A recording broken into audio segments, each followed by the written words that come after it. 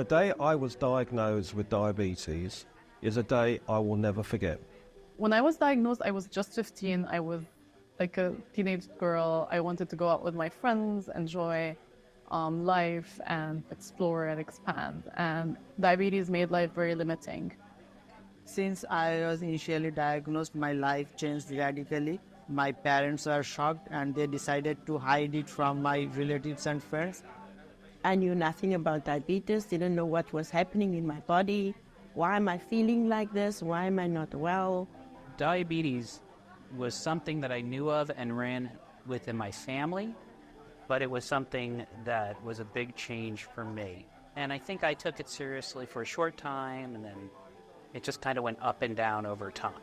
Definitely felt embarrassed by diabetes. I'd say in that age range of sort of teens, definitely, that was the hardest part because it was a fear of being different and I always wanted to be the same and I wouldn't want people to know about it.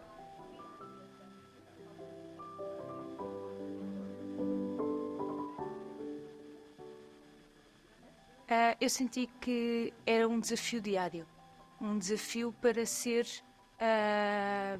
aceite. Living with diabetes can be a challenge, you know, thinking about it all the time and it's always in the back of your mind. Diabetes is almost like a permanent newborn where you constantly have to give it attention. You don't get a break from it, it's 24/7, so you're constantly thinking about what actions and things would impact your sugar levels and how that would make you feel. Diabetes changed my life totally because I had to change my eating habits, the way I eat and when I eat. We are all aware about the 5 pillars of diabetes management, being medicine, meal planning, monitoring, and movement. And the 5th one, which is the most undermined, is mental health. Living with diabetic complications has changed my life altogether, which is not an easy. I am always in a fear to travel alone.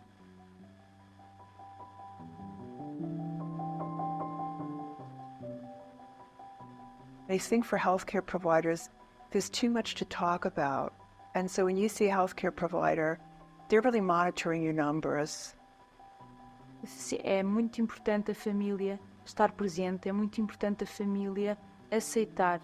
E são os primeiros a quem nós recorremos, nós que temos diabetes, a quem nós recorremos a pedir ajuda, a pedir apoio, abraço. In 23 years of living with type 1 diabetes, never was I screened or never have I seen anyone being screened for diabetes distress or burnout. Having all my family and my friends around me that have always been supportive and always helped whenever I've needed it, whatever it might be, it really helps. And I developed eating disorders a few years after my diagnosis. I got very confused and frustrated, so I went on the internet hoping to find some answers. And that's when I realized that there's not much information available in my own country, and I wish it could have been different. I think what it is about dealing with this disease is that it takes a lot of support. The people who support you, who you can talk to, who you can learn from. This is peer-oriented. It really makes a huge difference.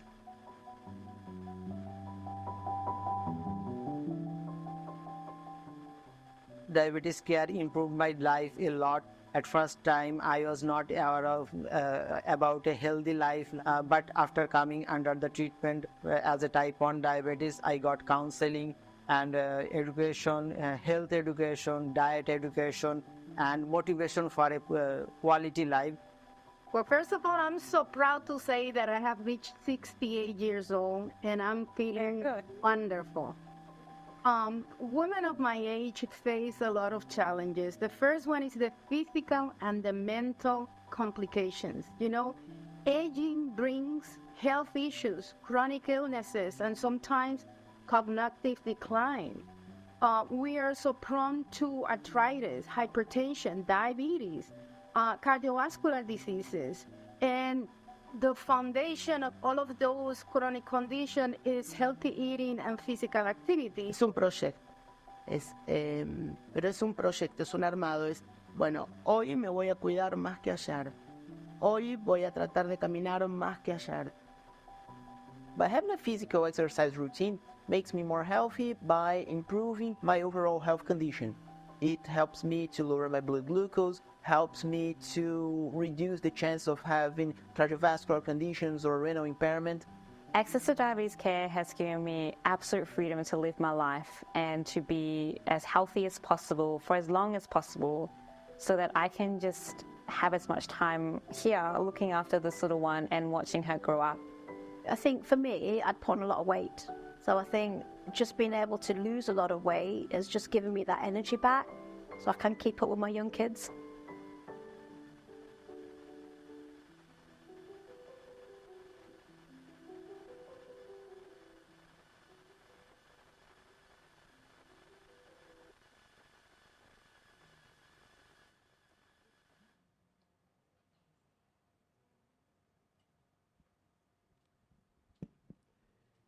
Dear colleagues, friends, ladies and gentlemen, I'm Dr. Akhtar Hussain. I'm the president of International Diabetes Federation. It is my utmost pleasure and an honor to welcome you all in this very event. We will have, first of all, we'll have a kind of ministerial expert panelist who will be talking about the well-being. As you have seen that diabetes is not only blood glucose. Diabetes is a human. We should be thinking of patient-centric, not glucocentric. So whenever we are thinking of, in clinical training, we learn about glucocentric approaches, that how we control the glucose, but we often forget this is have a kind of well-being of a patient like all other human beings, not that nothing exceptional, that this is also a very fundamental thing for. So this is the primary focus. So I thank everyone, as I said, that particularly the panelists and the people in the room here, that you are here. At today's event, we'll be speaking about diabetes and well-being, which is the theme of 24 to 26 World Diabetes Day campaign, as we have just seen in video featuring testimonials from our extensive network of people living with diabetes. The condition has a huge but often underappreciated impact on people living with the condition and their carers.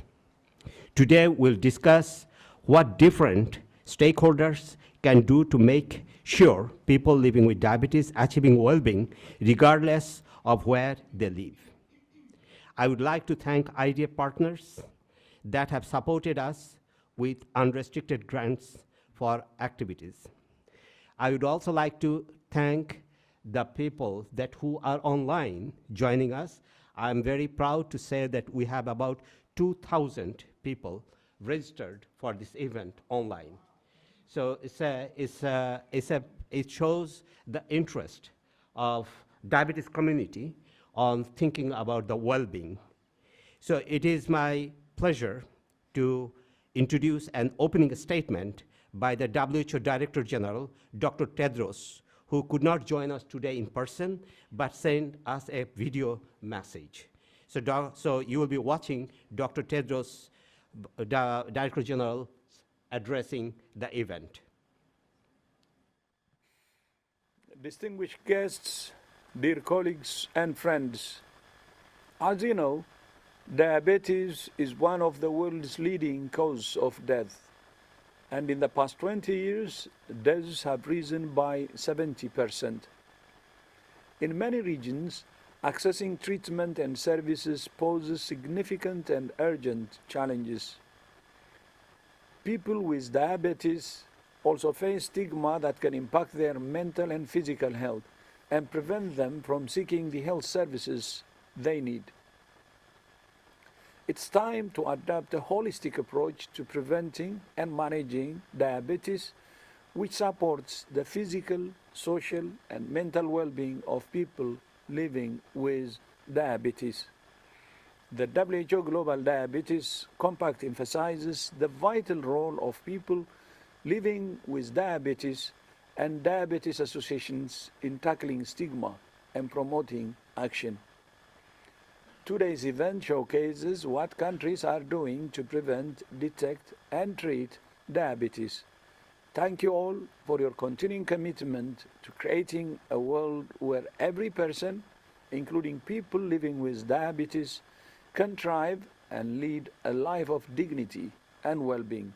I thank you.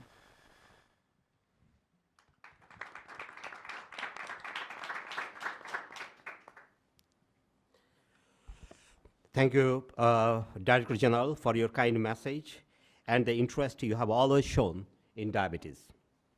I would now like to invite the ministerial speakers who are here to, I'm introducing Honorable Minister Kailash Kumar Singh Jagatpal, is Minister of Health and Wellness of Mauritius, Dr. Mohammad Al-Thani, Director of NCD Prevention Program, Ministry of Public Health of Qatar, and Dr. Martinez Guetres, Head of the Disease Prevention and Control Division of Ministry Health of Chile, who will be joining us online, and Dr. Bianca Hemmingson, Medical Officer, WHO NCD Department. So everybody will have a 5 minutes presentation from your country's perspective, and followed by some questions that I will be asking, so that you can tell to the audience before the audience will be allowed to ask you a few questions. So this will be the order. Now, first of all, I would like to give the floor to our first speaker, Honorable Kailash Kumar Singh Jagatpal, Minister of Health, Wellness and of Mauritius. Thank you so much, Dr. Akhtar Hussain, the President of the International Diabetes Federation. Excellencies, ladies and gentlemen, a very good afternoon. It's a pleasure for me today to be with you, especially when we are talking a topic that is in all that interest for all of us, that is diabetes and well-being. A little bit an outlook of what is Mauritius. Mauritius is a small island. It's an island in the Indian Ocean. An island, it's more than 12 hours flight from here to Mauritius. It means quite far. The population is a migrated population for no more than 2 centuries now, coming from Asia and coming from South Africa, and very, some population coming from Europe as well. The Mauritian population, for the time being, it's an aging population with now presently more than nearly 20% of the population being above 60, and in the next 20 years that will keep on increasing and the number will reach 30%. The NCD status, around 20% of the population is diabetes and another 15% being pre-diabetes. And we've been doing a 5-year survey. NCD surveys been done in Mauritius since 1987. And what we've noted compared to the last surveys done in 2021, there is a small reduction in the number, in the percentage of diabetes. That means that previously it was more than 20% of the population suffering from diabetes and 20% pre-diabetic. Now, for the last 5 years, that number started decreasing. Now, what has been the government approach towards this problem is, first of all, a lot of communication campaign been ongoing around the year. So exploiting all the possibilities, it's not only for the Ministry of Health, involving the NGOs, involving the different stakeholders, Ministry of Education, so trying to at least giving a whole picture of what is diabetes and what are the consequences of diabetes. So that has been ongoing for the last 20 years now. And also, that is the primary detection. That means a lot of screening being done at the community levels, at the different levels, so that we try to pick up even at the workplace as well. So it's very important that we've been engaging the population of understanding, doing the screening, and also giving a free healthcare services. At present, you've got a dual system of healthcare, that is a private and the public sector, where the public sector accounting for more than 75% of the population's health needs, and the other 25% being in the private sector. Now, what's again is being done, there's a lot of screening instrument being used to detect the complication of diabetes. For example, retinal screening being done, being ongoing in the different levels of the health services, screening for retinopathy, screening for all the vascular problems is associated, and the cardiac problems associated with diabetes. So that has been ongoing, and also trying to give as much as the country can afford for those who are having a lot of complications with the renal complications. We've got a renal dialysis unit for a population of 1.2. Currently, more than 1,500 patients been doing the dialysis, and it means whole of these patients, mostly they are diabetic patients who have got renal damage and so on. So that has been the progress, but yet there's a lot to do. So in terms of what is, again, the government strategy to fight diabetes, so there has been quite some regulation also being done at the level of, for example, regulation on a tax on sugar. We've got more or less, you've got regulations on fatty acids, for example. And so these are regulations being met to try to cut down the, the sugars that we have in our food.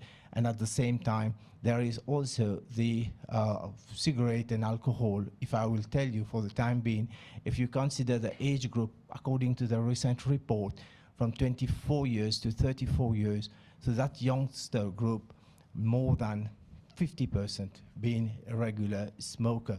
So taking all these considerations, government is driving the diabetes, controlling the diabetes, and at the same time getting the support, especially from World Health Organization and other organizations, trying to give the capacity, building the capacity, and trying to organize, find out what's not working on, and getting up to things that's been done.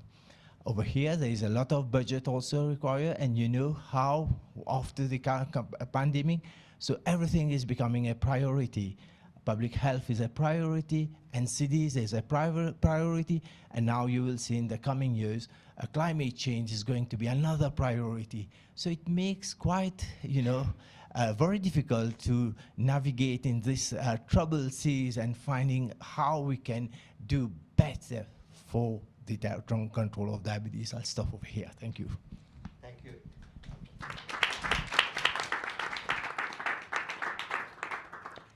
Thank you, Your Excellency. I had the opportunity to be in Mauritius when this data was presented. And it is really encouraging to see that the kind of data that they could show for the last 20 years is rare in a developing countries setup. So Mauritius is making an example, and the data are showing there is a slight decrease, and which is the first time that we are seeing any of that sort. Thank you. And now I will introduce Dr. Mohammed Al Thani, the Director of NCD Prevention Program, Ministry of Public Health, Qatar. As we know, that Qatar has the highest prevalence of diabetes and the Gulf states.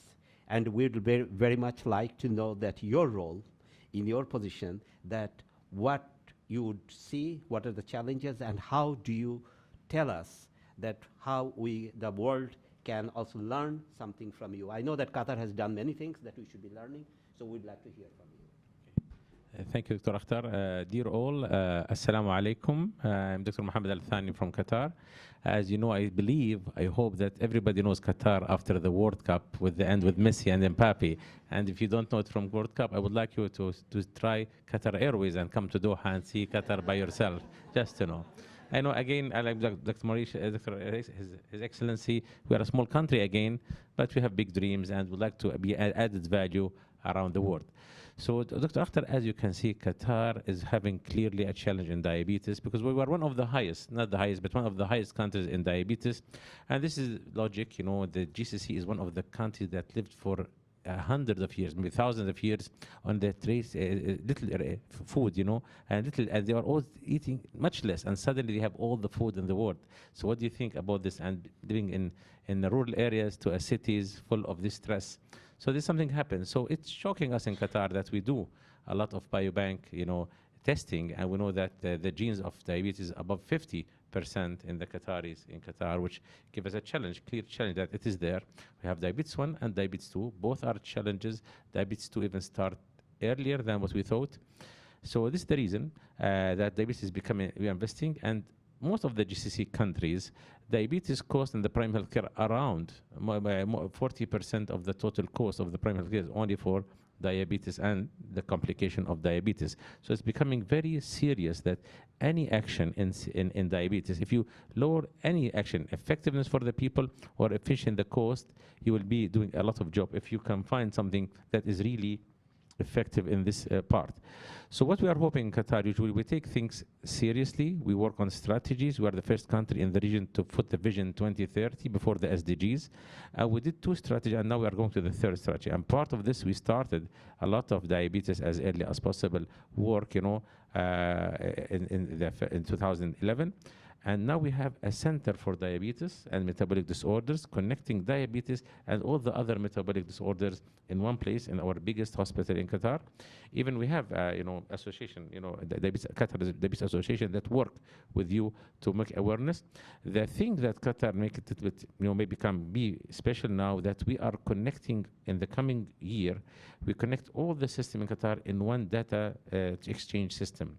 So we have before Cerner to connect the hospital and the primary healthcare. And now by this system, we can make everyone know every patient practice. So we have guidelines for diabetes, but to make sure that everybody is doing it properly. And we are looking forward with partners around the world to see the best guidelines to make people live longer. We want to compress morbidity. We want people to have delayed for them, and it happen, not to have strong complications. As you can see, Qatar has been taking things seriously and achieving, like we started road traffic accidents 15 years ago. It was 26 per 100,000 deaths. Now it's on less than 6 per 100 deaths, so we lowered 82%. We did the stepwise survey. Morbid obesity was 9%. Now it is 5%, almost 50% down the morbid obesity.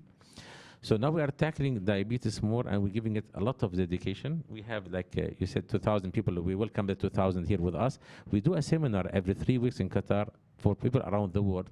We have around 1,400 people attending this seminar every 3 weeks. New thing about diabetes, to be oriented what's happening about diabetes. Now with this new system, we are trying to take care about every patient.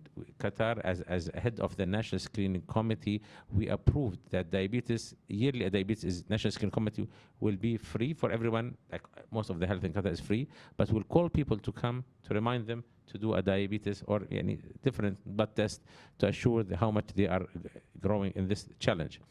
The problem, as you mentioned, Dr. Akhtar, is a lot of mentally. Even in Qatar, people are sensitive, they are living in peace. When you tell them you are diabetic or your son is diabetic, what a pain. Nobody can feel this pain. The worries about your son or yourself, why it come to me in early stage and how I would navigate. Can I have this challenge properly? So we want a lot diabetes to become a very friendly for people. So you got it, yes, but you can survive with very normally as much as you can, because people will die sooner or later, but at least they live full dignity, enjoy life as fulfillment in a healthy way. Regarding life expectancy in Qatar, although we have diabetes, around 16-70%, but still people have good life expectancy. And the new strategy want to go from 83 to 84 and from 82 to 83 and a half in the new life expectancy, and part of it to control these diseases. Qatar have very low number in communicable disease, deaths, and low number of road traffic accident. And now diabetes is the most thing that we are putting research on. And we are hoping that with the partners in the world, we can keep finding more effective ways. And this with the new technology, we need to see how much AI can help us. We see how much they've approved watches and the Internet of medical things, how it can help us to grow. And this is a field that we would like here to have something and discuss these things with you. And thank you for that. Thank you.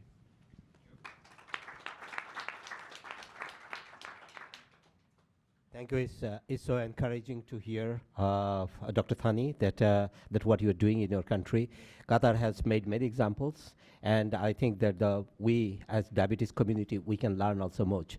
I would like to mention that one thing that we must not forget, even though we are focusing on the life of a person with diabetes, that which is not only a glucose, but we must not forget that we must work that people don't become diabetics. And that is the prevention part. And this is one thing I always remind you that unless we stop the inflow of the incidental cases or the new cases of diabetes, we at one point, every society, no matter how rich or poor, will fail to tackle the number of people to provide a kind of care that also encompasses a human, that we are focusing the well-being of a people with diabetes. So I will urge excellencies, the friends, the colleagues, that everyone, that we must not forget the prevention part while we are talking about the good quality of life with diabetes.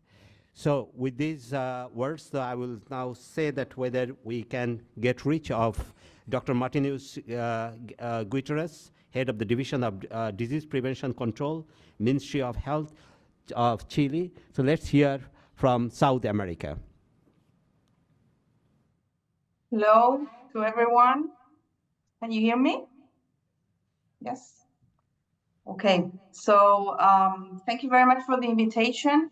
I represent the Ministry of Chile in this reunion, and I wanted to tell you a little bit about diabetes in Chile. We have been seeing a rise in the diabetes prevalence. We are now at 12.3%, which is very worrying for us. But we have seen, and that's very interesting, we have seen a decrease in the rate of mortality for diabetes from 14.39 to 9.54 in 10 years. I think a lot of it has to do with the main program that we have in Chile, which is a guarantees in health program, who actually guarantees the diagnosis and treatment of diabetes and other health problems such as hypertension, renal insufficiency, and HIV, etc. So we have 82 at this point that are guaranteed for the whole population, and that's, I think, very closely related to the decrease in the mortality. We have a plan of an action plan of non-communicable diseases that goes from, like our host was saying, from prevention to rehabilitation, the whole comprehensive continuum of care. And it focuses strongly on promoting healthier lifestyles through physical activity and a healthy diet. Stop the acceleration of the overweight and obesity in childhood and adolescence, and improve the population's knowledge about prevention and control of the NCDs. We have a very extensive primary healthcare network, and in that primary healthcare network, what we do is we do preventive health checkups, screening for adults and senior citizens that include actually diabetes screening, and so that's the way we ensure that we get the diagnosis, but also then the guarantees programs kick in, and we have the access, the guaranteed access to treatment. We also, in primary healthcare, what we do is we have a strategy that is a person-centered comprehensive care strategy, which takes the patient as a whole. And actually, because before that we had vertical programs. We have the diabetes program, the hypertension program, the mental health program, and in that sense, people had to come, for example, three, 4, 5 times to the primary healthcare center to get their care, because we were seeing them as separate sections of a person, but not really comprehensively. And so now we're doing that, and in that sense, we are promoting the well-being of diabetes patients with other health problems, and also taking, because we know that the risk factors of diabetes are the same, very similar to hypertension and other, and for example, cancer. So we are taking the patient as a whole in this strategy. And now Chile faces a lot of challenges. One of the most important is the increasing prevalence of obesity. So I was very interested in the representative of Qatar when he was saying that they decreased from 25 to 5%. That's amazing. It's really good, and we would like to know how they did it, because it's difficult to actually address that. We recently had a law that required for all foods to have some like stop signs saying high in calorie, high in sugars, high in salt, and that's been effective actually, but just in making the increase, stopping the increase of prevalence of obesity, but not really decreasing it. So for us, it would be very interesting to know that strategy. And the other thing that I think in terms of well-being, we need to do is actually increase access to new technologies. So, for example, there's a lot of new technologies like this device that you put in your arm, and you can have the measurement of the glycemia and actually your treatment, which is for now not a possibility for us to guarantee for the whole country, but we would very much like to increase access to those kind of devices, and also new technology in terms of drugs, diabetes drugs. So I will leave it there, and then maybe in the questions we can talk a little bit more.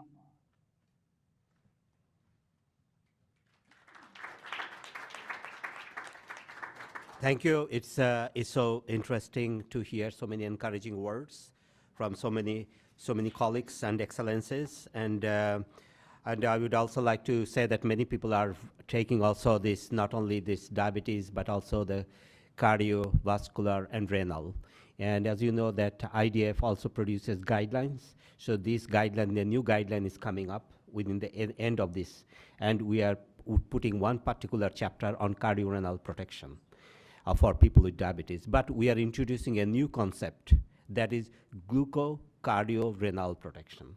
Because for about 40% of the people with diabetes have the cardio and renal problems. So we cannot forget glucose. So therefore, we are introducing the term glucocardio-renal protection instead of only saying cardio-renal protection. Thank you. And so now the last but not the least speaker from this ministerial panel is Dr. Bianca Hemmingsen, Medical Officer, WHO NCD Department. Thanks a lot, Actor. I don't know if this works. Oh, now here it goes. Thank you. Thanks a lot for the introduction, Actor, and also to your colleagues for arranging this event, and for all the intervention by my co-panelists. Thanks a lot. Yeah, as mentioned, my name is Bianca Hemmingsen. I'm the medical officer working in the World Health Organization on diabetes. Due to the increasing burden of diabetes, which you also heard from Dr. Tedros, The member states endorsed in 2021 a diabetes resolution, but ahead of this, we actually launched the Global Diabetes Compact in headquarters, which is an initiative where the objective is to increase access to management and also to enhance prevention of diabetes.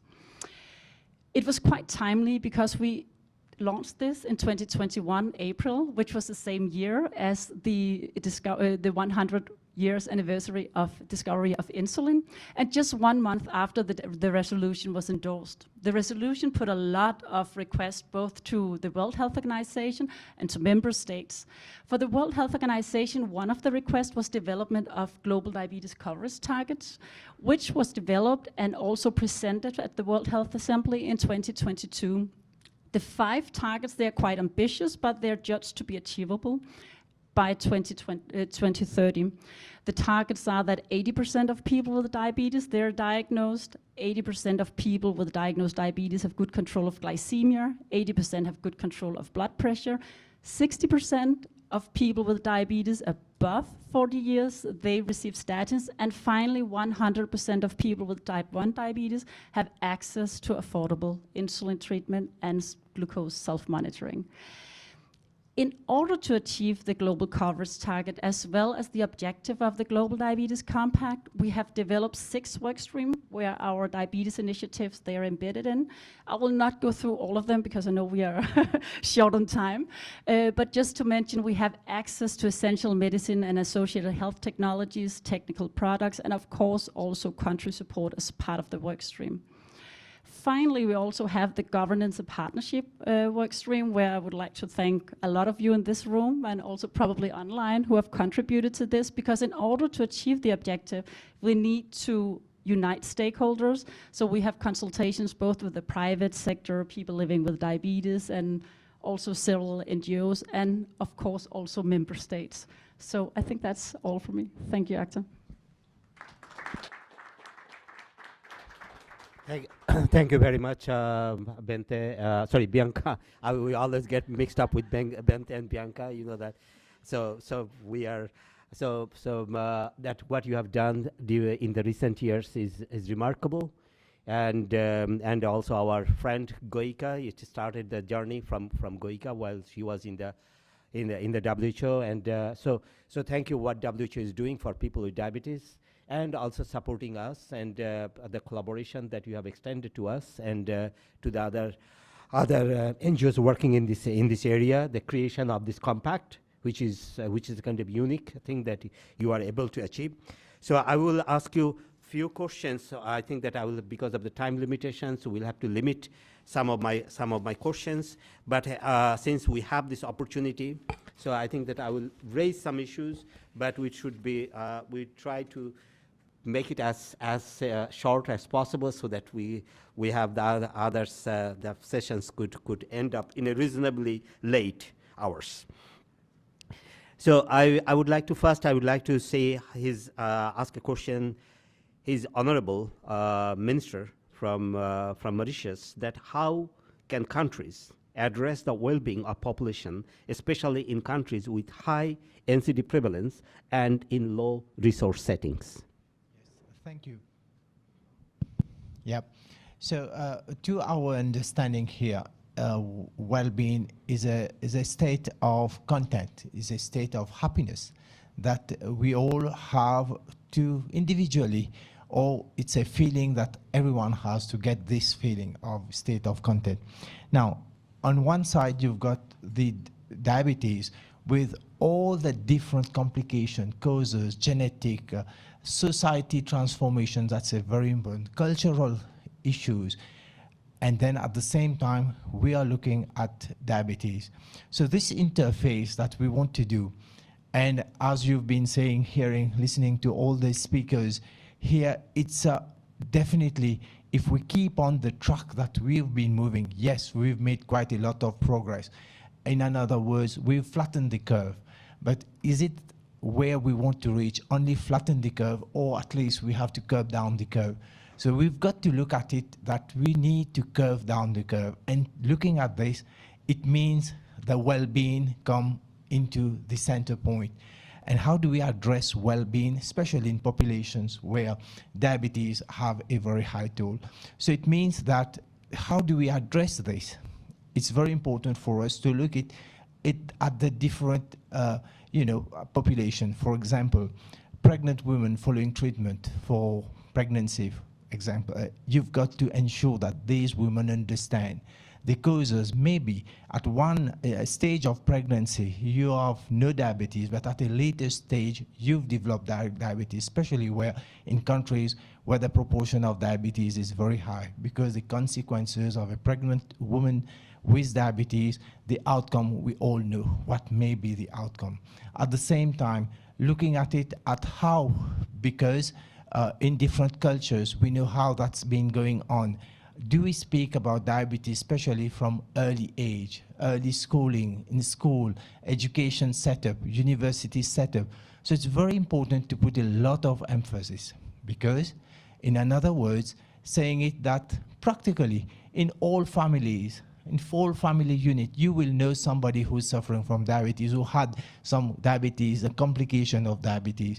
So it's very important for us to introduce what is diabetes and get it that the mainstream of our education, because from here where the wellness will come on. And anybody, be it you're not diabetes, probably yes, because at this age you're not diabetes, but at a later age, because of other issues and other problems, and you got the consequences of diabetes as a result of. So it's very important to introduce this concept of wellness in the population. Wellness will bring whatever, wherever you are, whatever, in the society you are. So understanding that wellness concept will obviously lead to people not suffering or having complication of diabetes to try to have a better life. I believe that should be the objective, and where this, this meeting help us to understand how we should bring forward this concept of wellness and diabetes. Thank you. Thank you so much for your insight. And Dr. Thani, so first of all, thank you for correcting me that Qatar has not the highest prevalence rate, but one of the highest prevalence rate. Thank you so much. You are correct. I would like to ask you a simple question, not a simple question, that how can a national health system integrate mental health services into their diabetes care program? Do you want to, you can tell about Qatar, that what you have done in Qatar, but you can also say a little bit what you think, what it should be. Yes, thank you. And this is part of what we are going to do. You mentioned mental health, and Qatar is welcoming everyone to summit, World Mental Health Summit in Qatar in next February. It's the first time to happen in the Middle East, and I would like people to attend the mental health. So part of the name will be digitalization and integration of mental health services. So part of it, that diabetes and mental health service will be more connected in PHC, and people with diabetes will be assured that they are happy living well mentally, because sometimes we know in Qatar that diabetes is not only for food, it's from of stress and mental challenges in the system. So people have some problems, they get diabetes of high stress and mental imbalance. So this, we are working to invest in this one, and with our new mental health center, we are collaborating to put proper questionnaire and guidelines to connect diabetes and mental health. Other than I mentioned in diabetes, in Qatar we have taxes on sugary drinks. It was in soda, but now we're pushing it to be sugary drinks, plus we are doing it on a trans fat maybe, or the snacks that are ready made. So tax is even helpful to work on this issue. But mental health, we believe that it is a reason. It's a reason, and we always discuss the sadness and the mental, but we would like to work together with our partners. What is the next big thing that we need as an indicator for every country to put to make mental health and diabetes aligned? What's the best thing that should we have a paper or questionnaire to be finished in every health center, in every file of every patient about the mental health center? We can make like a formula to assure that these people, part of their problem is their mental problem. So this is the reason they have uncontrolled diabetes, or they refuse to get the medicine on the right time. So we'd like to work with you on this matter to find the next thing, how to tackle this person. Diabetes is coming genetically or from food or mentally, and we should intervene here and give him more relaxed time to control diabetes. Thank you. Thank you very much, because one of the things that we don't know, that I myself was interested in this particular area, and I think I started working, and we think we had some publications, but one thing that we have even established the link, the biological link between glucose and depression. And but what we don't know, that given an intervention on depression and diabetes will have a better effect on these glucometabolic complications, which we still don't know. That would be interesting to see. Anyway, I would like to move to Dr. Martinez Guetres, that which public health interventions has Chile implemented in the last decade in terms of physical activity and healthy diet to achieve physical well-being? Is this assessment satisfactory? Yeah. Well, as I was telling you, we have been including a lot of, for example, well-being content in the schools. So now the curriculum has a lot of education for health. We have been also working on policy on structural factors that would actually confront this epidemic. So we would, as I was telling you, we did the policy for the stop signs in the food.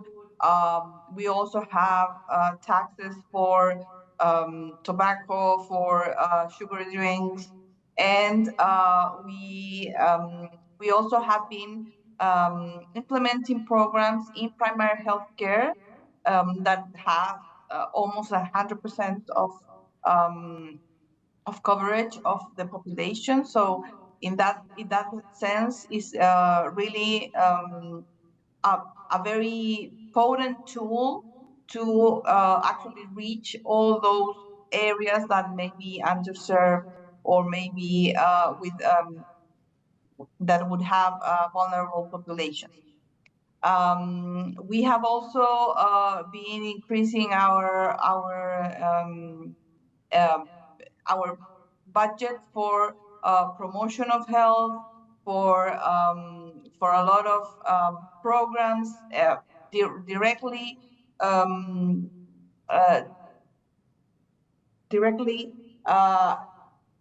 offered to people that have chronic diseases, and such as, for example, physical education classes, nutrition workshops for people that are in this people-centered program that I was talking about before.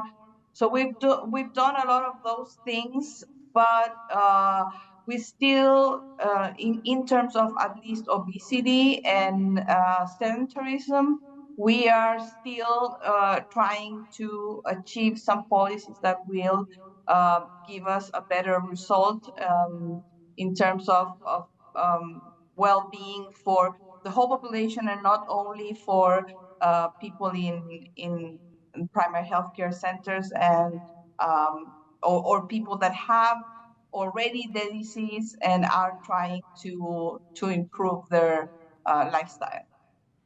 Thank you so much. My last question would be to Dr. Bianca Hemmingsen. That is, we all know about the targets. So what WHO is doing to make sure that diabetes targets are reached at a national level? Here I would like to say specifically low and middle income countries. Thanks a lot, Doctor. It has a very high priority for the World Health Organization to support especially low and middle income countries to achieve the global coverage targets. And it's done through the Global Diabetes Compact that works both on the global level, regional level, as well as country level. There's several ways we're doing to try to support as good as possible. One thing is providing technical packages to integrate diabetes into primary health care. There we have the PIN package. It's a packet of essential non-communicable disease interventions in primary health care. And we also have the HEARTS package. Beside of that, we have specific projects in countries, for example, in Ghana and Uganda, where we support training of healthcare workers as well as ensure they integrate standardized protocols for diabetes and hypertension management.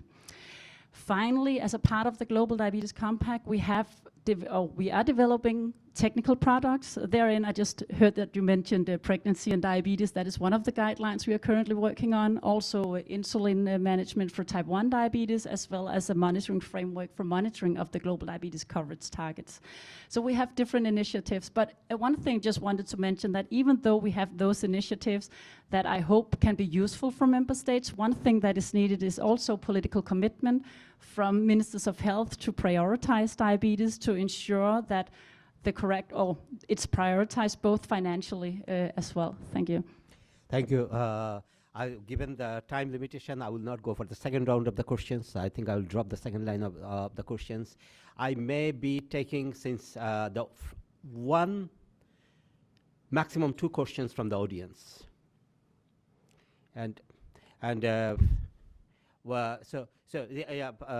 So as I said, that not more than 2 is not possible because we are already running about 25 minutes late. Thank you, Mr. Chairman. Excellent presentations. We have a diabetic pandemic. I come from a country where we have a serious diabetic outbreak of diabetic foot and diabetic deaths, but it's not recognized. Same thing at the pandemic level globally. It's not recognized by WHO. Second, we have weak primary health care systems in many countries. We have weak NCD programs, and in many cases, non-existent NCD programs to deliver services at the community and primary health care level. So my suggestion is the excellent example by Dr. Jagpal and Dr. Altani, why don't we establish this WHO global thing to the ground, establish WHO collaborating centers in Qatar and Mauritius, Mauritius to treat and support Southern Africa and Qatar to support the Gulf states, so that you have the excellent model can be pushed forward, both politically and financially. Thank you so much for a very excellent and very specific suggestions. Any would like to respond or? Okay,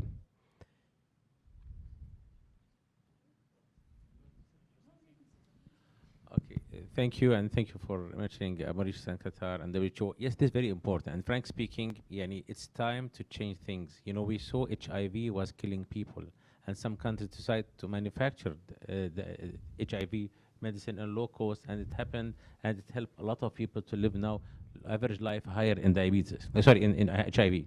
The second thing, we have the same hepatitis C. Hepatitis C started that medicine by $100,000, and now it's in Egypt by $200. So we can do miracles. It's happening all the time. So this is something of the cost. Many people needed a lot of consultancy that people cannot be there, but people has trained the people in the rural areas and helped them in many things like mother and child care. They were trained, and now there is telemedicine. So I believe, frankly speaking, with we know it's a pandemic and growing, and the cost will grow. But frankly, we need to take more smart actions that change the game. We are very proud that insulin was created 100 years. Since 100 years, we couldn't make something as equal as the value of this insulin. We did a lot of good things, but not as change the life people will live and survive. So I would like to support this thing that we need to take actions to keep the cost for all the lower income carrier with this artificial intelligence and technology we have, and the lower cost of manufacturing in some countries. Thank you. Your Excellency. Yes, probably. I'll just add something that I feel that is very important to look at, especially in countries where you started having a lot of industrialization, a lot of change in different aspects, especially coming back from a traditional way, farming and so on, and going to other ways of having your income. Now, what's happening? We quite missed up to see that how you've got fast food mushrooming everywhere, and that make a lot of impact, especially our in kids, in children, and how that we grow up with this fast food, and at the same time, and say that yes, it's getting a problem to us, but how is the industry pressure, the everything come up, and no one take the lead to say that yes, it's time that we've got to address this issue of fast food, of how that impacted especially a lot of diabetes, and it's going to have a huge impact on population in the next 10, 15 years. I'm sure that's going to happen. Thank you all. I think that given the time limit, I know that it's a very interesting discussion, and we all have to admit the fact that when insulin was used on human trial, insulin was found long before 100 years, but insulin was given the first trial on human 100 years back. At that time, the patent was sold for $1 because they said that this innovation, that this discovery doesn't belong to any individual, but to the humanity. Today, 50% of the people globally do not have regular access to insulin. And if you look at Sub-Saharan Africa, only 3 out of 10 people have access to insulin. This is the reality that we are facing. So we have a lot of challenges we can discuss the whole night. And so unfortunately, we have to close and thank the panelists and everybody for your insight. So I think that we move to the next one.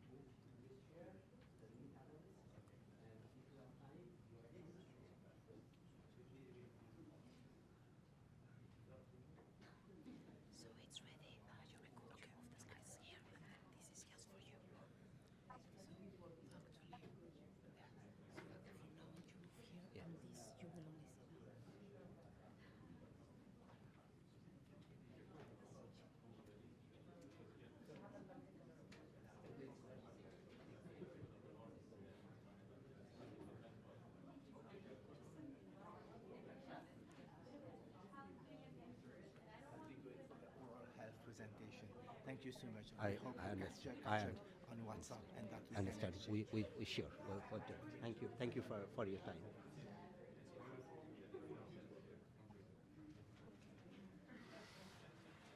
Okay, we can move to the next session. Time is running out. So please, the next panelist, please sit on the dais, and then I would like to give a kind of that diabetes and well-being is more than access to care, and this has been this is the World Diabetes Day theme of the IDF, and I'm showing you that why.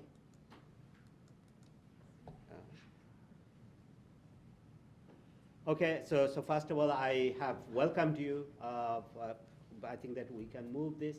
We have seen the statement from Dr. Tades, and that we have also seen this ministerial panel.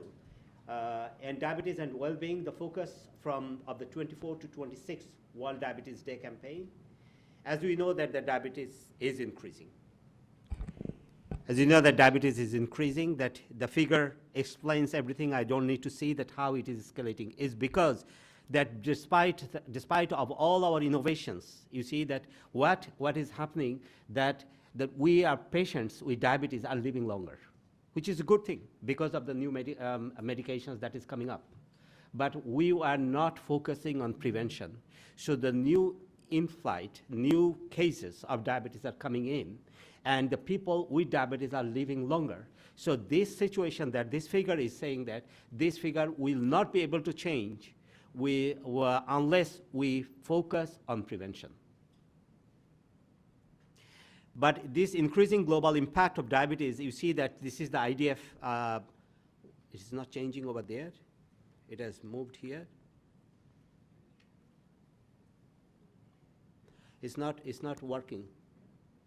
So you see that the increasing global impact of diabetes, it is actually not in one part. You see that South and Central America, the SACA, Southeast Asia, 68%, Middle East, and the North African, there's a MENA region, 87%, and Africa is actually 134%. And this is what is going to happen in so you see that 3 out of 4 people with diabetes are actually living or going to live in low and middle income countries where the resources are highly limited. Anorexia, why we are focusing on this thing? Because if you look at anorexia, bulimia, binge eating disorder are more common in people living with diabetes than in general population. So we start from there.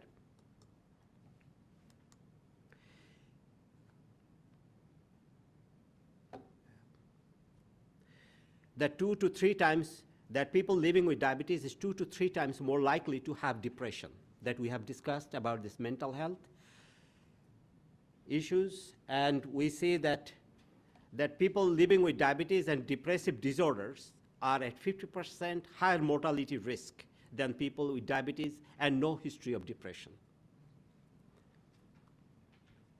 We are also saying that the individuals with higher levels of diabetes distress were found to have about 1.8-fold higher mortality rate, a similar increased risk in cardiovascular disease, and lower quality of life. Considering the evidence suggests that diabetes is associated with suicide, intention, and attempts, the risk of suicide death is 1.6 to 3.6 times greater than the general population. So this is the quality, and I'm not touching the discrimination that the people with diabetes faces, because it's very difficult to get any hard data on discrimination. So World Diabetes Day 22 we are focusing on diabetes and well-being, just to say that diabetes is more than glucose. That not only the glucose control is a patient-centric, that the patient, we should be thinking of a human. In IDF, we do not call patient, we say people with diabetes. And this is because we do not think that diabetes is a disease, and you are not a patient per se. You live a normal life. All you need is some support. This 3-year focuses, that if you see this, the 3-year focus is 2024, this is awareness. 2025, it will be the impact, that is to mobilize the audience to put well-being at the heart of the diabetes care. And in 2026, a change built on year 1 and 2 to ensure the lasting legacy on healthcare policy. This cannot be achieved by IDF alone. IDF is raising the issues. We need all the stakeholders to come and join so that we really can see a change here. So raising awareness is demonstrate the impact of diabetes on well-being to a global audience, highlight the life experiences of people living with diabetes and their caregivers, because we must not forget the sufferings, the distress the caregivers faces. You think of a poor man who has to think that whether he will buy the food for the rest of the family or he will have to buy the insulin for his type 1 child. What kind of distress that these people faces. So target audience for us would be people living with diabetes and their caregivers, healthcare professionals, and policymakers, and share stories and ask support with their well-being. Adopt people-centric care. They said we must adopt diabetic-centric care, so we are saying that adopt a people-centric care that supports the well-being of people with diabetes. And made aware of the connection between diabetes and well-being, and change the policies that is required to be changed. So I will not make, as we have seen that we have a discussions panel. Now we are we will have a discussions panel with the followings: that Dr. Jackie Malouf, the president of DIALEV and IDF vice president; Dr. Mark Baron, the founder and general manager of Intersectoral Forum of NCDs in Brazil and former IDF vice president; Mr. Bent Nelson, the head of global advocacy world. Can you raise your hand so that everybody sees? Bent? I'm sorry that I didn't ask Jackie, and then Ms. Sadavi Chauhan, that is she's representing the Government Engagement in Policy Management Access of Medicine Foundation. Welcome to this forum. So each of you will have about 3 minutes to give a comprehensive, as comprehensive as possible, given I remember that my professor told me once that when I was a PhD student that Akhtar, try to tell me as much as you can with the fewest possible words. So that is try to tell us as much as you can with the fewest possible words. Thank you.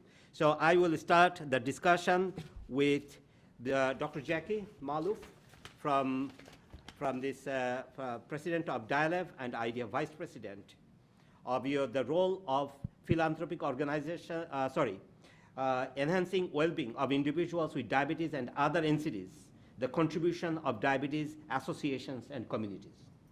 Thank you, Professor Akhtar. It's really a privilege to be here today with such distinguished panelists.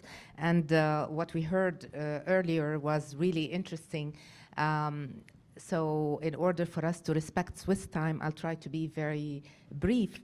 I will say that we heard a lot about the challenges, a lot about what's needed to be done, but sometimes we tend to forget that the associations and the organizations who care about the members living with diabetes are at the forefront. They are the soldiers on the ground. They need empowerment. They need support and means and resources, because the doctor's visit has a timeline, very short one. To complement with it, we are here. We are doing our role in order to help. And to start with a background of the theme of well-being, we need to think of it in 2 parts. In order for us to speak about well-being, we need to tackle physical health and mental health. And they are so interconnected and interrelated that one cannot go without the other. They go hand in hand in order to start feeling this feeling of well-being that is really a human right. It's not a luxury. It's not something that we are offering to people. It should be their legitimate right.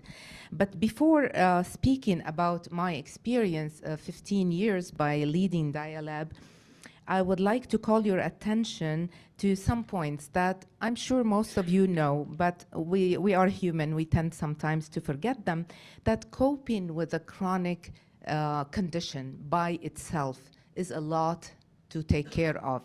It's a lot of pressure, and it can create depression, emotional distress, anxiety, in some of the cases, of course, frustration, and most importantly, a feeling of isolation. And if we don't take care of that, we have really a problem. I will not go into the program right now because I will leave the floor for the other speakers, but there are definitely many steps along the way, many programs to follow, a strategy to achieve the goals we have set for the purpose of achieving the so wanted well-being. Thank you. Thank you, Dr. Malouf. And now I will move to Mr. Bent Lautrip Nielsen. So I hope that I'm pronouncing it correct. And the role of philanthropic organization in improving the well-being of people living with diabetes and other NCDs. Yes, thank you very much, Professor Akhtar. Of course, on behalf of WDF, we are very grateful to be here. The relation between IDF and WDF goes 20 years back, and we are very pleased to be here. Just before I go to your question, I mean, let's all remind of the importance of this topic that you're raising. You've shown the figures, 500 million people or more. We are in the World Health Assembly week. Major topics are being discussed just a few meters away, pandemic, treaty, and all what you have. But with these figures and these projections, we cannot neglect the diabetes burden. And I believe it was last year the Lancet said that diabetes is the defining condition of the 21st century, or in other words, our ability to address our diabetes will be defining our societies. To your question, the role of philanthropy, I think I would respond with the general perception of philanthropy and then the experience of the WDF, the World Diabetes Foundation. Philanthropy is a very interesting group of organizations because you don't have a resolution for the philanthropic work. Philanthropy comes with a mission that's often defined by itself, often driven by equity or solidarity and development of society. And I think in the diabetes response, the role of philanthropy is critical. And you will have to define by your actions. You will have to show that you can commit to areas and processes and activities which can make progress and improvement. And if there's one area where this is really required, I believe it's in the diabetes global response. So that takes me to the story of history of World Diabetes Foundation. We were funded 22 years ago. And you can imagine where we were at that time with the diabetes and NCD response configuration, the theoretical work, the normative work. There was hardly anything. Nothing was there. We have even partners in the room, Professor Basit from Pakistan and others. We were all starting to grasp what this was about. Of course, there was knowledge about diabetes and clinical guidelines, but as a mass response to a pandemic, as it was mentioned, we were very backward. So what have we seen as the role of the philanthropic foundation, World Diabetes Foundation? I think we played a tremendous role in advocacy and projects on the ground with institutions, many member associations, by the way, globally of the IDF. Many of these associations, we were with them from the beginning and all the way until today and beyond. And that's of course also because the funding available for diabetes care and prevention has been very low. I mean, we have for many years advocated towards bilateral donors, banks, other traditional streams of funding to invest in diabetes care and prevention, and the progress has been very weak, unfortunately. So obviously, we have been going on, marched on and on with our grants. I think today we have funded more than 200 million euro in programs in many countries. And some of them have become national NCD response, you can say, platforms, where diabetes is very much at the center. So obviously, I am biased. I think the role of philanthropy is extremely important, but philanthropy cannot be the response. It must be the catalyst for a response. Philanthropy must be taking risks that others are not taking. And philanthropy must also be showing the accountability with the individual people living with diabetes.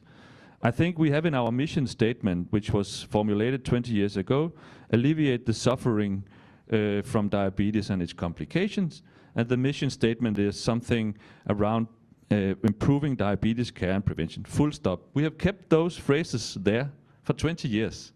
And I think they're still very, very relevant. But obviously, we have to get a global response. The Lancet says it's the challenge of the 21st century. And it's not just for philanthropy. We are just a small part of it. Governments, and we had a great panel before showing commitment. And the good news is we do see that commitment happening. But we are at the final hour. This wave is much higher than we think. And you have shown those data, and we have, of course, also success stories of progress, and we have the Global Diabetes Compact. So there is hope. But I can only say we are, as a philanthropy, and I would also raise the flag for national, domestic philanthropies to really come on board and push those agendas forward with investment and with the advocacy work. And again, today is a good example. We have a possibility to show progress is there. It was a call upon regional centers of excellence, and we know this is work in progress.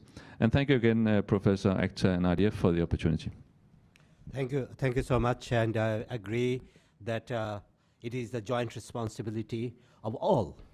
It's not only the civil society, the government, philanthropy, industry. So it is a kind of common responsibility of all, and we cannot run away from these responsibilities, because today we see that, as we are saying, that if this tide grows as the way, no matter whether you are rich or poor, you will not be able to cover this expense over a long time. We are seeing the countries, not only the poor countries, we are seeing that even the rich countries are actually struggling already with the burden of diabetes and diabetes-related complications. So it is in our, and we know that diabetes is not a disease. This is also a issue of development, because people in the poorer part of the world, we see that it is happening at an earlier age, and it is halting the economical growth in these countries. So diabetes also should be seen not only as a disease, but also an issue of development. So thank you, and now I will move to Dr. Mark Baron. He is representing the Intersectoral Forum of NCDs in Brazil and the former Vice President of IDF. Enhancing well-being for individuals with diabetes and other NCDs, the contribution of diabetes associations and communities. Well, thank you very much, Professor Akhtar, for the invitation, IDF. So I'm gonna first start by sharing my interests here, that I won't say conflict of interest, I would say my good interests here, because I'm a person living with type 1 diabetes for 33 years. Besides, I have diabetes type 1 and type 2 running in my family for decades, and I have so many friends living with both types of diabetes. So my interest is that diabetes, we see better numbers for diabetes, we see less premature mortality caused by diabetes in the world. And what I would say is that for that, we need people participating. We need meaningful engagement of people living with diabetes in all the decision tables, in participating in politics, deciding the policies that will be implemented in their countries with their policymakers. This is fundamental. How can we decide what people need if they are not participating, if they are not engaged? This is key if we want to see better numbers, but also, as we are discussing here, well-being for people living with diabetes. And unfortunately, well, it was excellent to see examples here of countries that are truly engaged, that are doing amazing job. So with the care of diabetes in the regions where they are, but unfortunately that's not the reality of many of the countries. So deadly decisions are still being made globally, which is, for example, not making insulin and strips available for free for people living with diabetes. This is a death sentence. This is unacceptable. We cannot continue this way. Besides, blaming people for not making healthy choices. It is, obviously, we all have responsibility for what we do. We all should engage the organizations, people, as Professor Akhtar just said. But if also the policies are not planned in order to lead to this healthy society, it will be difficult. So if we keep taxation low for tobacco, alcohol, sugary drinks, ultra-processed food, how can we later blame people not having healthy food? That is a very challenging thing, right? So I would just like to finish emphasizing what Bianca has already brought about the Global Diabetes Compact, and the member states should commit with the Global Diabetes Compact. And I'm gonna highlight one of the targets. That is 100% of people living with type 1 diabetes with access to affordable insulin and blood glucose monitoring. So, which again, it's unacceptable after more than 100 years of discovery of insulin that this is not reality, that this is a target for 2030, that this should also be reality nowadays. But unfortunately, it's not. And I would say more. According to T1D Index, 1/3 of people living with type 1 diabetes that should be alive are not. So we would need to have another block of chairs here, because there are only 2 that would be the 3rd. But no, they are unfortunately not here. They die prematurely, people living with type 1 diabetes. That's very serious. And how can we continue this way? And this affects me very personally also, because as I said, I have many friends living with diabetes. And every year, sometimes every month, I hear of some of them dying with my same age or even younger. So, and I can share that 2 days ago, one friend died. Not only in my country, in several countries I have friends, but that's not what I want to continue seeing, what I want to continue hearing, obviously. So then I think that at least there is no other way to at least the countries to commit with WHO essential medicines and diagnostics list. I think it's the basic, the first step.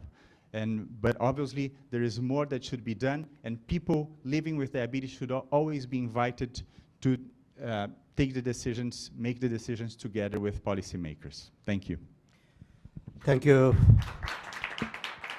Thank you, Dr. Baron, for sharing very insightful and people living with experience. As you know that IDF tried to take a resolution that Dr. Bianca is aware of, universal access to insulin, a WHO resolution, which was placed not 2 years before. Unfortunately, some countries, I do not want to go by names, didn't like it, stopped this resolution. So IDF is very much in favor, but as you said that many times we feel helpless because those who are supposed to reach, they seem to be the obstacle. But we should not give up. We should fight. We should keep our fighting. Thank you so much. So I will now move to Mrs. Shadabi Chauhan, the policy lead for Access to Medicine Foundation, Access to Diabetes Care and Wellbeing. Please. Thank you, Dr. Akhtar. Good evening, everybody. I don't need to introduce myself. I work with the Access to Medicine Foundation. Before I start talking about my intervention, I just want to say thank you for sharing your personal experience, Dr. Baron. And I think all of us in the room can agree that we have been touched by a diabetic loss in one way or the other. So we all come from a place of passion in addition to our professional position that we hold.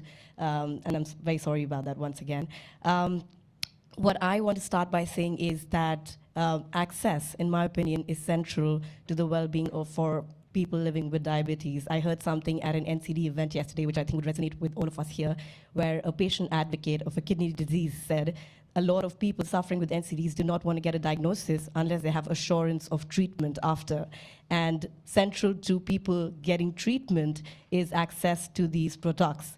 And what we at the Access to Medicine Foundation have been doing since 2008 is we've been closely following what the pharmaceutical companies are doing in terms of facilitating access to the products for especially low and middle income countries. As it was stated earlier, these are the countries bearing the highest burden of disease when it comes to diabetes.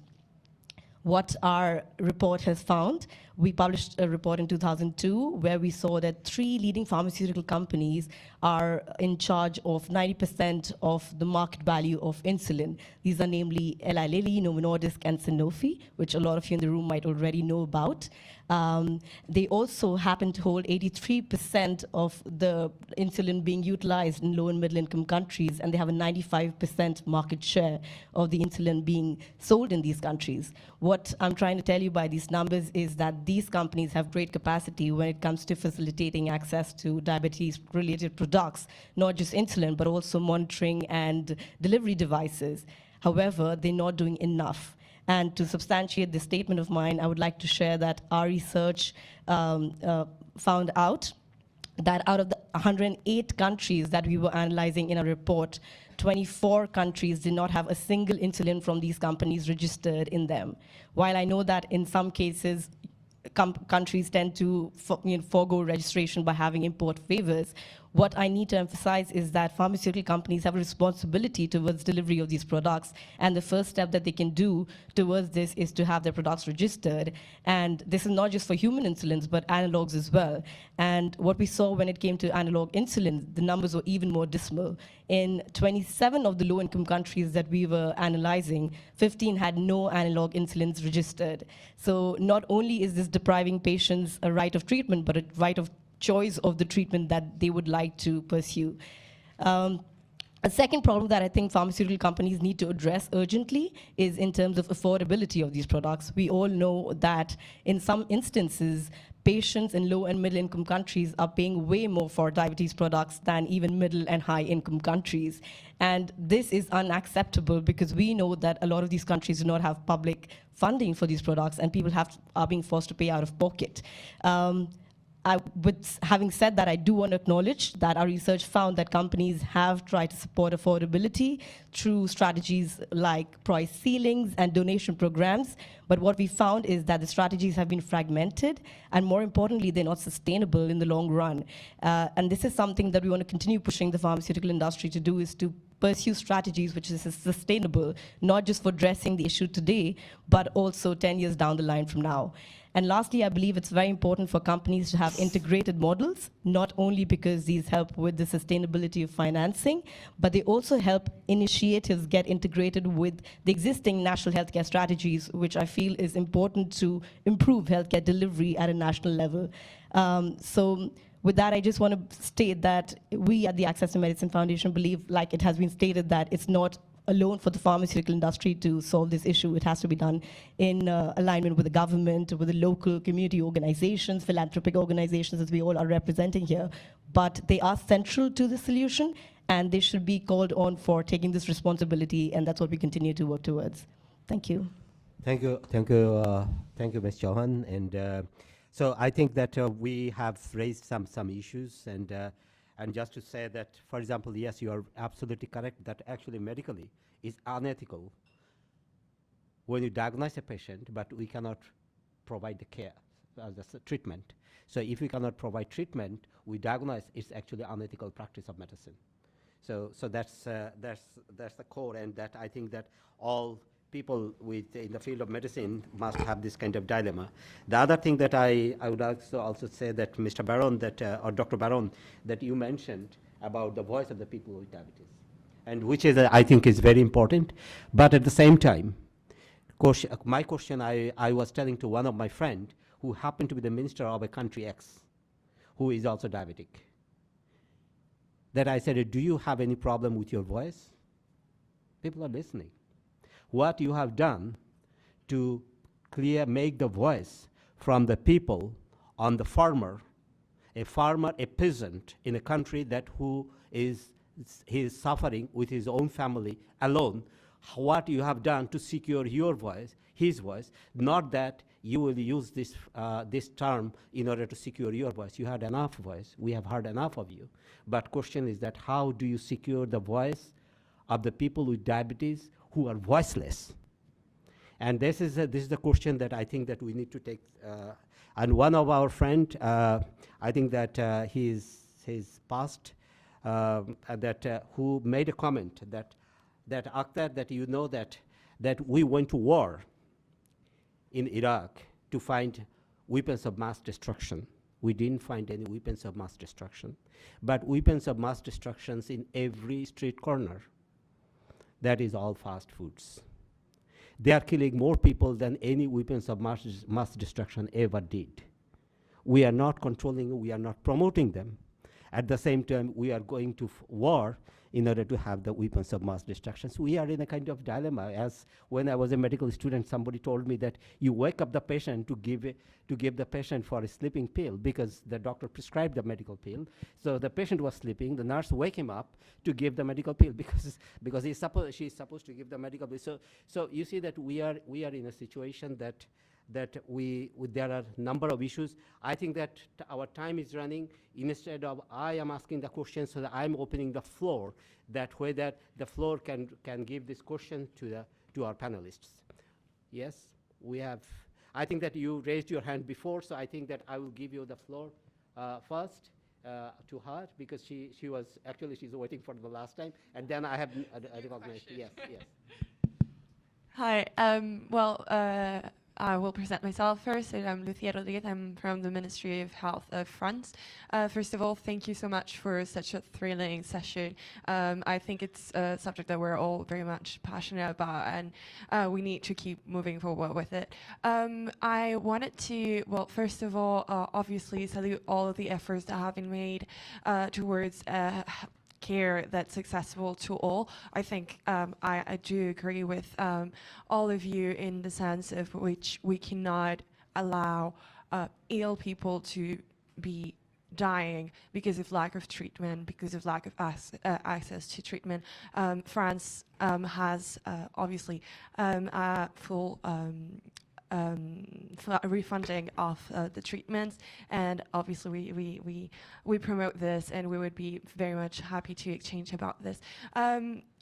I wanted to address something about the fast food and the food environment in general real quick because I know the time is running, but right now we're treating our patients and putting them back on the same environment that actually made them sick. I think there's a lot of things that we can still do. Taxation is one of them. You spoke about this. But what are your thoughts on front of packaging policies, because in France we have the Nutri-Score that has been proven to actually improve the choices of people that when they go buy food, and it's actually one of the single processes that reduces the gap in socioeconomic settings with people who have a lower socioeconomic setting, making better decisions and reducing that gap. What are your thoughts on that? Do you have any experience of that or any return on other countries' experiences? Thank you.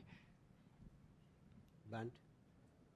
Yeah, I think this is an excellent comment and remark because it's at the very core of the matter, the prevention, because we are not talking about simple political processes. These are major reforms of the way we produce food, the way we trade food, the way food is marketing, and progress is slow, but it is there actually. You have countries where you have endorsed legislation around front package, as you mentioned. We do see, although it's still very little, we do see multi-sectoral progress where it's not only the Ministry of Health, but it's more sectors of society and government. Because at the end of the day, we can't change this tidal wave, or whatever we call it, without a much more fundamental change. So I really appreciate that you took this up, because sometimes there's a tendency to talk about access to care and well-being, which is obviously something extremely acute, with 500 million people and less than half in proper treatment. But while we address that major challenge, we have to look at those societal, systemic, fundamental changes. And that requires much more than even WHO, the NCD department, although we are a big admirer of the work of the compact. It has to go beyond that into something multi-sectoral and political. And that's why we can also have to take it to heads of state and government, but at the same time, the push must come from civil society and the association members of IDF and all those related fields that are not only for diabetes, but a much broader spectrum of civil society. Thank you. Thank you, Brent. I think that Can I I think Jackie, Dr. Jackie. I'm little Scandinavian because I lived all my life in Scandinavia. We are very informal. We don't say professors, doctors. We just call. Even my student tell my first name. So I'm just saying the Jackie and this. So please excuse me. family. I should be a little more formal. No, I said that since our time is running, so please respond 1% respond for one question, and then we have a second question. Can you respond with that one? But I need to add something because it tackles civil society. And first of all, I want everyone to know that I'm also from the perspective of a mother of a young lady living with type 1 diabetes. So whatever you, all that you said resonates to me as if it is my own. So I'm sorry about your loss, and we see this really happening every time. I want to say that, yes, we have a civil society, a strong role in what you are saying, but for that was my call to action. We need empowerment from our governments because we cannot do it alone. The government cannot do it alone. We are the people who visit schools for awareness purposes, but then what happens, we finish our awareness visit to the school, the kids go to the cafeteria, and what do they buy? So I sent a proposal years ago to different ministries, because here we have the Ministry of Education, the Ministry of Health, the Ministry, well, several of Youth and Sports. If all of them combined empower the civil society, then we can, yes, make pressure on schools to check on their cafeteria, to send nutritionists, to send specialists to check what they are selling to our kids after we give them the awareness talk. So it needs a combination, it needs a holistic approach, and it needs support from all the stakeholders. One alone cannot do it. We have the responsibility, we acknowledge it, but yes, we need our government support. Some governments are doing it, some are not. Thank you. We can, thank you, Dr. Jackie. So we're going for your questions. This lady on this side, the last, and then Abdul Basit, I think. Yeah, please. Hi, sorry. Hello. I almost dropped dead actually from type 1 6 years ago in Switzerland. Like a skeleton, I was undiagnosed because as an adult. But actually, I think last year, was it last year? I remember you were there. Yeah. There was the diabetes event in the ballroom here, sponsored by the IFPMA, talking about access to medicines. Because in the end, and I have to say, I did work years ago on access to medicines for HIV, you know, which set the language on this whole issue. And now what the pharmaceutical companies have seen is that this is great. Let's use all these patients that the doctors don't dare to say, you're overweight, you need to lose weight, how can we help you? I'm lucky that in Switzerland they told me that, right? They're like, no, yeah, not I was overweight, but you have to do this, do this, do that. And my fear is that, you know, there's been too much focus on access to medicines, and it's quite possible now that when it's refused in the WHO, it's because it's amalgamating everybody with type 2, many of whom could just get better by doing exercise and cutting down if they had access to good food, you know, where they live. And I was just wondering how you see, because even the WHO, I think, sent an ADG last year. And it's great to see there's a medical officer, but you know what I mean? We're in a tiny room now because we're talking about prevention. And so I'm just wondering, you know, because drugs, the drug companies have a lot of money, let's be honest, so does the fast food industry, and they're the ones pushing for people to not prevent, to not eat properly, to eat crap, and to take more drugs. I mean, just one other thing. When I asked the doctor, the head of the University Hospital in Geneva, I said, how many units of insulin does the average, the worst patient in Switzerland take? About 200 units. Then, if you look at in America, where they have, it's woke society, you're not allowed to tell anyone they're overweight, you know, American crappy food is great, you know, and so what do they say? I'm looking on the insulin train activist things to Canada, where they're going to Canada to get insulin, and you have these GPs saying, American doctors saying, my average patient needs 200 to 300 units of insulin a day. Why? Because they're drinking Coke, no one's telling them. So I'm just wondering, why is this room so small that we have no one talking about prevention, and not even WHO hasn't sent, you know, an ADG? But it's because we're not talking about drugs. Sorry, but how are you going to get support for prevention?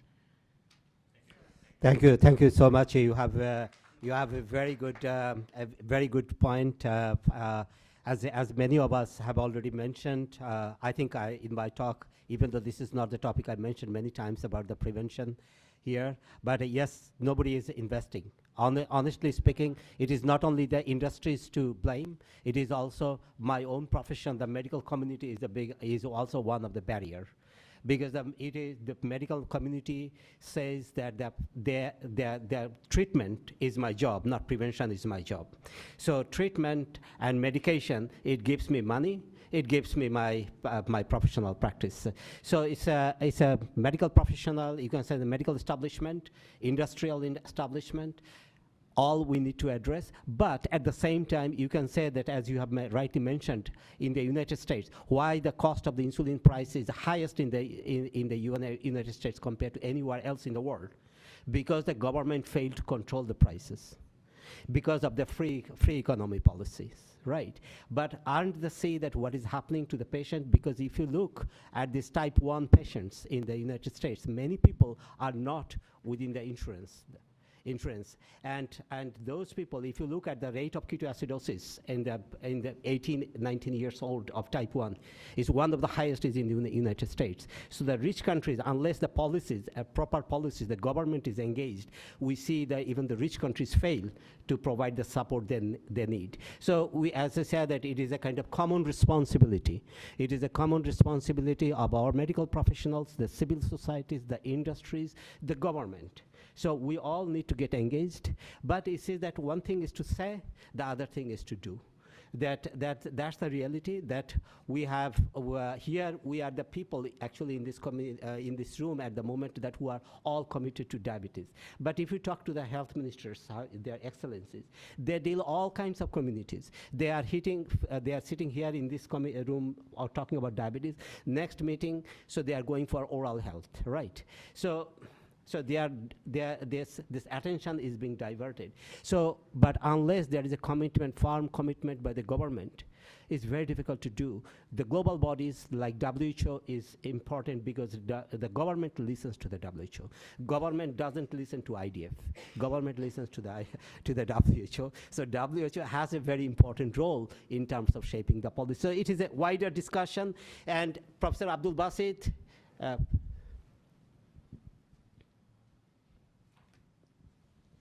first of all, thank you, IDF, and thank you others to let us come along here on this important topic. My small comment and request is for Bent from WDF. We have known each other for a good 20 years.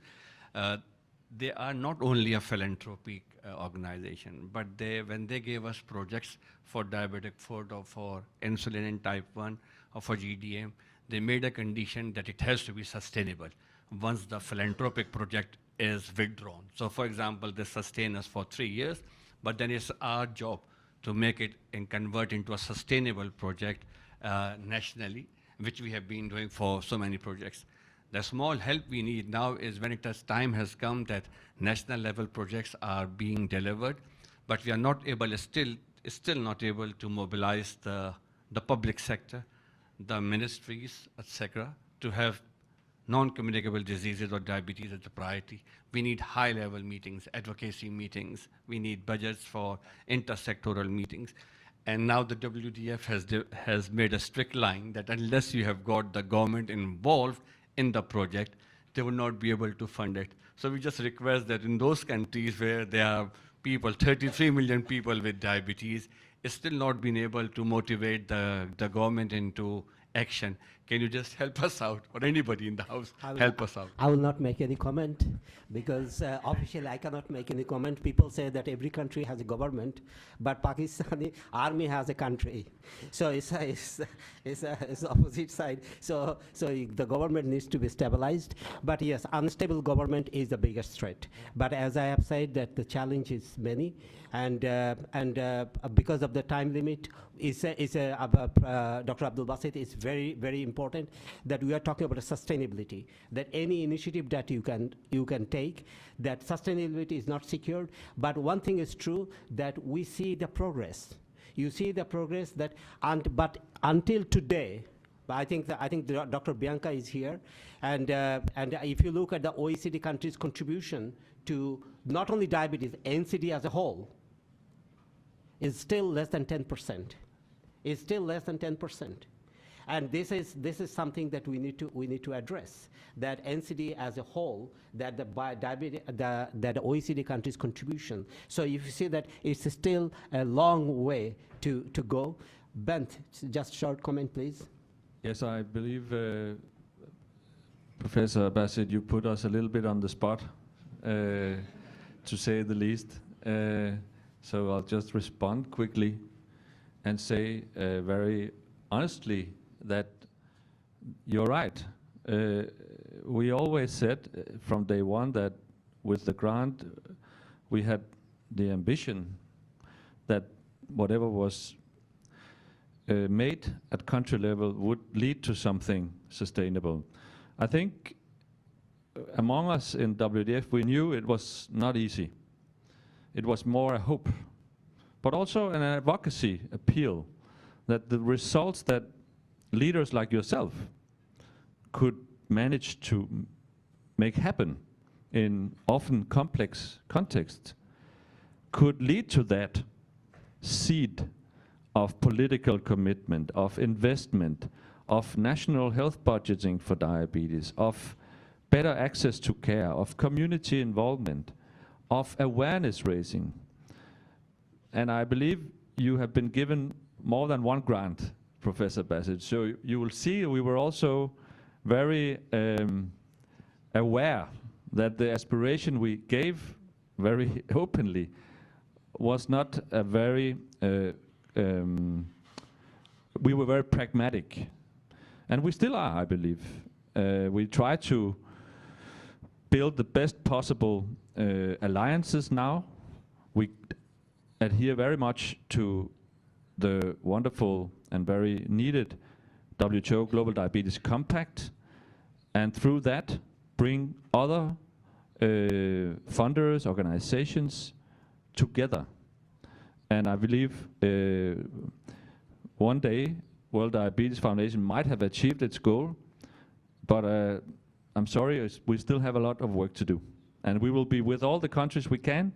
We will mobilize all the resources we can, but we will not do it alone.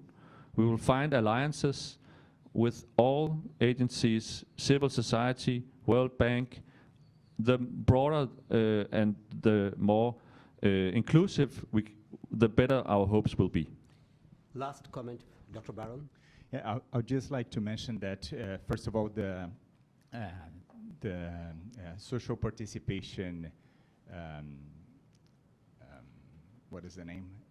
The resolution will be presented tomorrow, so hopefully it will pass, and then we hope that civil society will have more voice with the governments, so then you can bring your advocacy and have a seat on the table always, and participate in all decisions as in all the other countries. That's what we hope.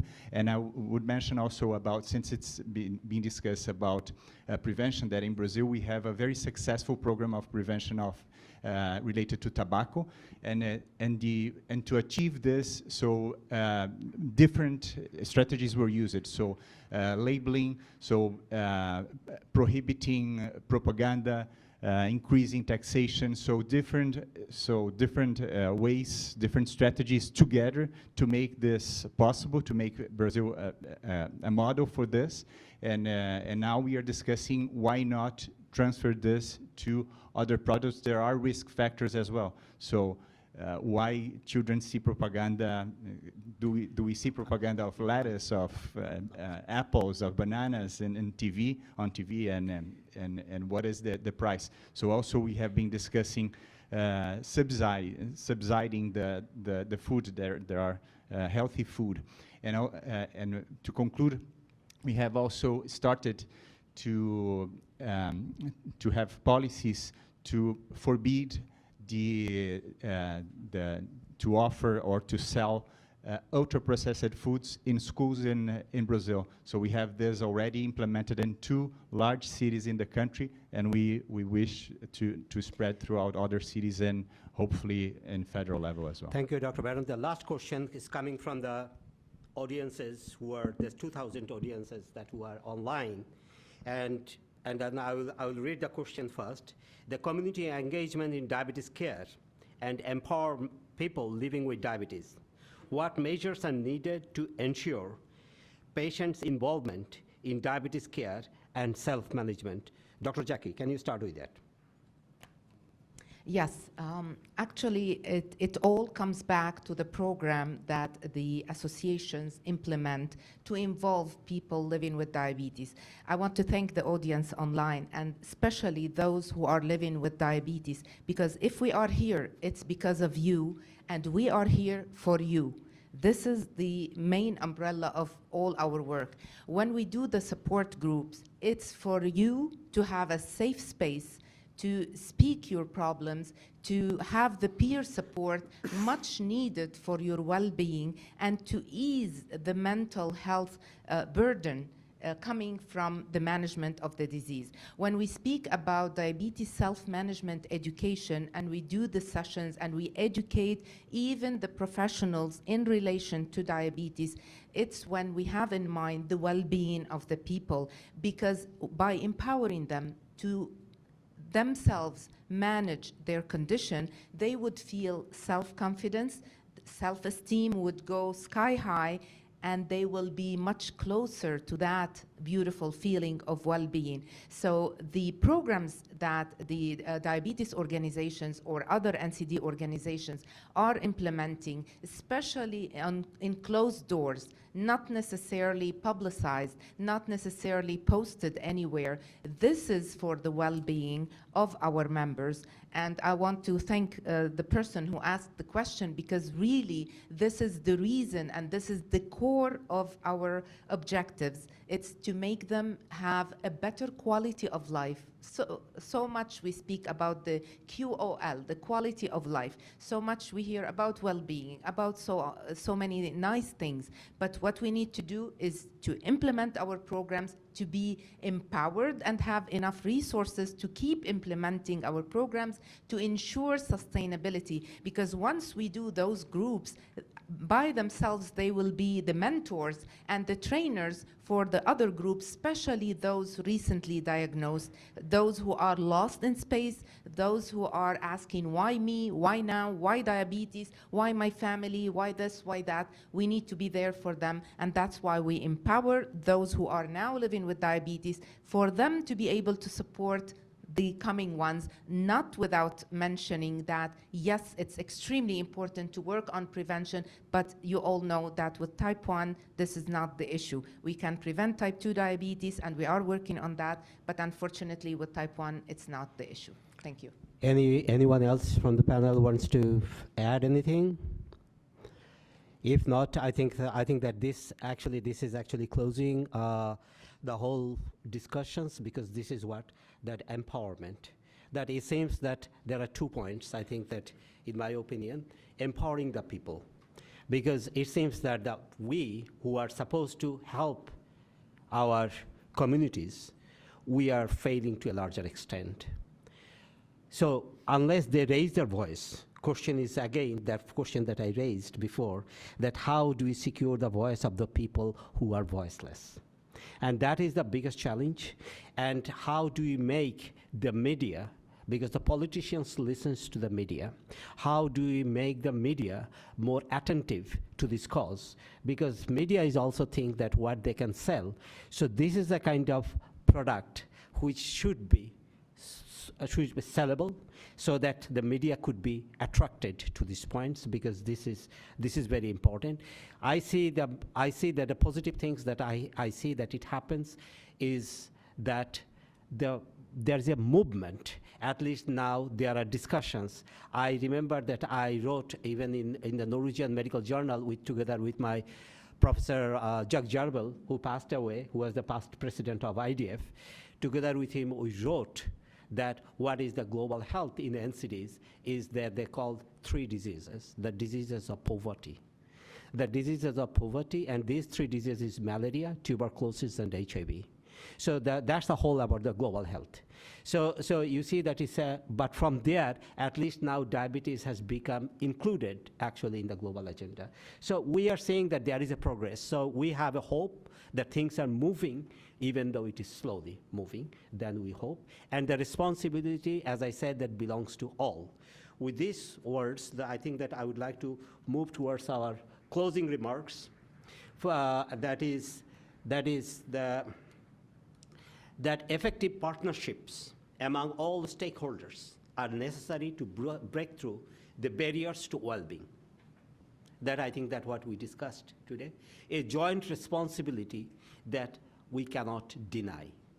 And that we should remember that this is a joint responsibility. It is not only the responsibility of the IDF or any individuals, but it's a joint responsibility of humanity. As Mr. Bent has referred to the Lancet comment, that diabetes is a challenge of 21st century, it is not only a challenge, it's a question of humanity. We are seeing people are dying. We're seeing the parents. I have seen a father who was relieved when his child died, because now he will not have the guilty consciousness of not buying food for the rest of the family. So this is what we face. Those of us, because I lived in a poor country and in a rich country, I see that if you give free insulin to the people, they sell in the market.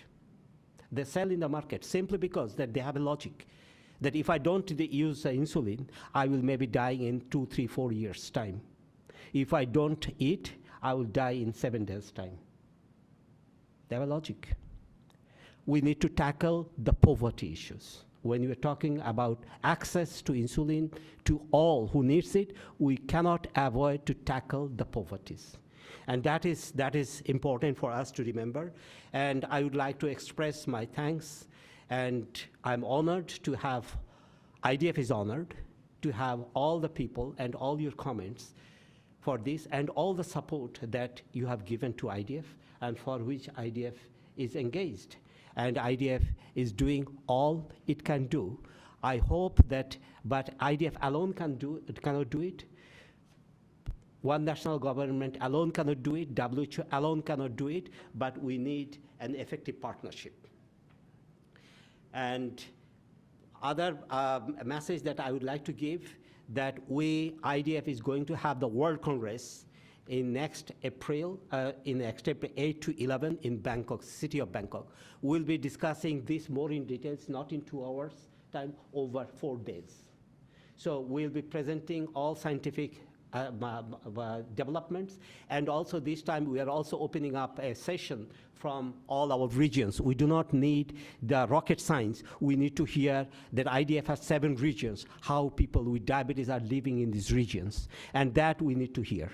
And that is also we are opening up. Of course, we have the scientific sessions, those of you who are interested, but also that for example, people living with diabetes, we have one session, one stream on people living with diabetes, and we have one stream from 7 regions that they can present how people are living in those countries. So I hope that most of you will join.